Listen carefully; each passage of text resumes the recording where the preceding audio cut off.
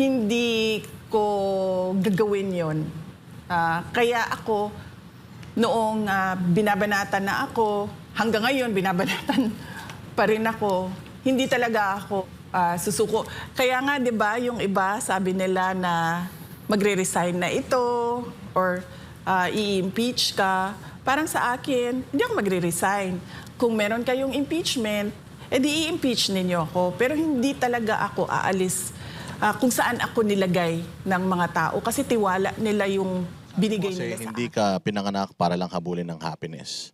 So kung hindi happiness, VP, ano ang mission mo talaga? Yung sinasabi ko, hindi happiness, palagay ko, hindi happiness ko kasi sabi ko nga, gusto kong maging doktor, hindi naman nangyari sa akin.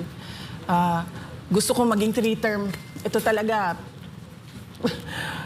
hanggang ngayon, masakit sa loob ko ba na hindi ko masabi sa mga tao, oy, 3 consecutive terms ako na mayor. Kasi kung isipin mo, 9 years yun mas mataas pa yun kesa sa termino ng vice president. So, yung tiwala ba ng tao na ibalik-balik ka niya doon sa posisyon na yon, parang para sa akin, napakalaking accomplishment bilang isang tao.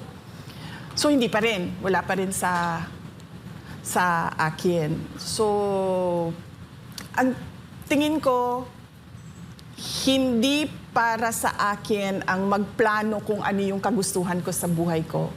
Ang para sa akin ay makinig sa Diyos at makinig kung ano sinasabi ng taong bayan.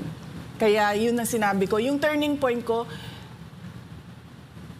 halimbawa, bababa ako kasi may bibilin ako sa 7-Eleven. Bibili akong kape. Tapos, yung security guard magsasabi, lumabang ka. Wala man siyang, hi, hello, uy, Inday Sara, wala. Sabihin lang niya, lumabang ka. Ganon lang. At marami yun, hindi lang isang tao ang naggaganon. So parang ako ba, nararamdaman ko na yung, kumbaga, desperation nila. Kasi namimilit na sila ng isang tao na nagsasabi din na ayaw ko yung buhay ng politiko. So parang ako, 47 years akong ganyan. One day, noong Christmas break, naisip ko, bigay ko sa mga tao yung gusto nila para sila maging masaya. So yung mission ko ay hindi yung kasiyahan ko, kundi kasi ng mas nakararami. Actually, ma'am, ikiwento ko lang sa inyo itong mga nakaraang panahon. Na-frustrate po talagang tao kasi kita natin, tumataas ang bilihin.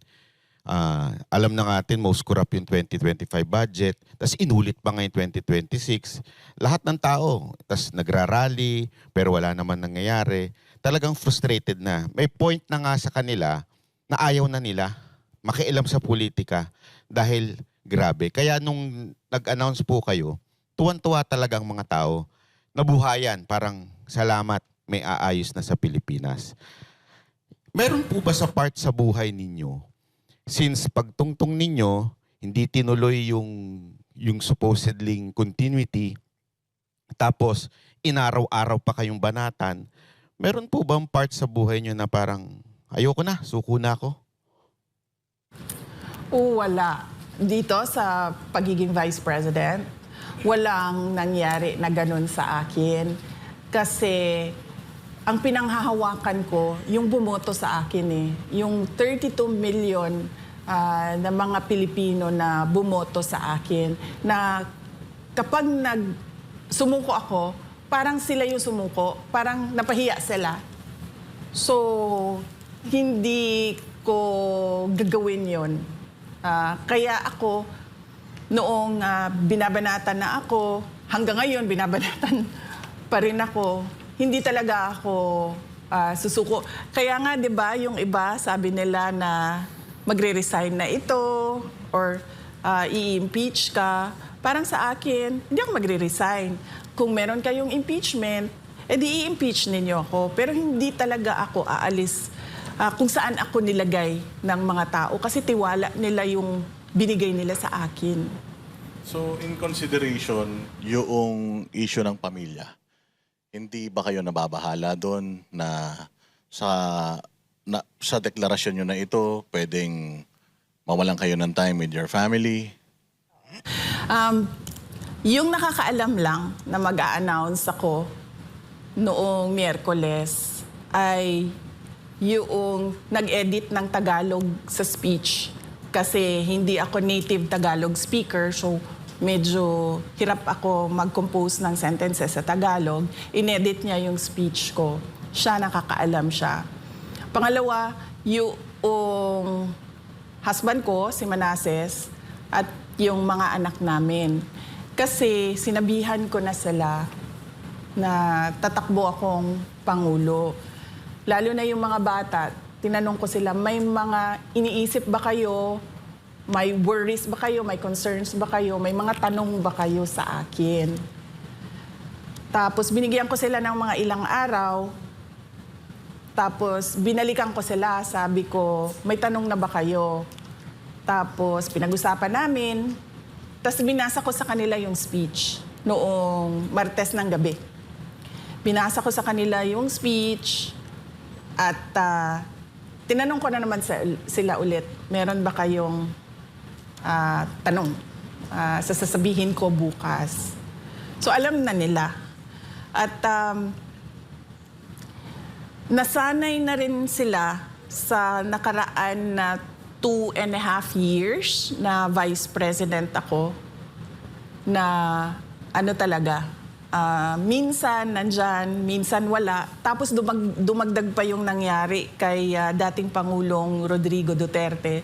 So parang naka-adjust na yung mga anak ko sa trabaho ko. At paniwala ko, hindi na rin, kasi mas mature na sila ngayon, tumanda na yung mga bata simula noong 2022. So paniwala ko, may iintindihan na nila kung ano yung mga kailangan ko gawin para sa bayan. So, ibig sabihin po pala, walang nakakaalam na ibang politiko or any supporter, funder. Talagang sarili niyong desisyon ito dahil sa panawagan ng taong bayan sa inyo?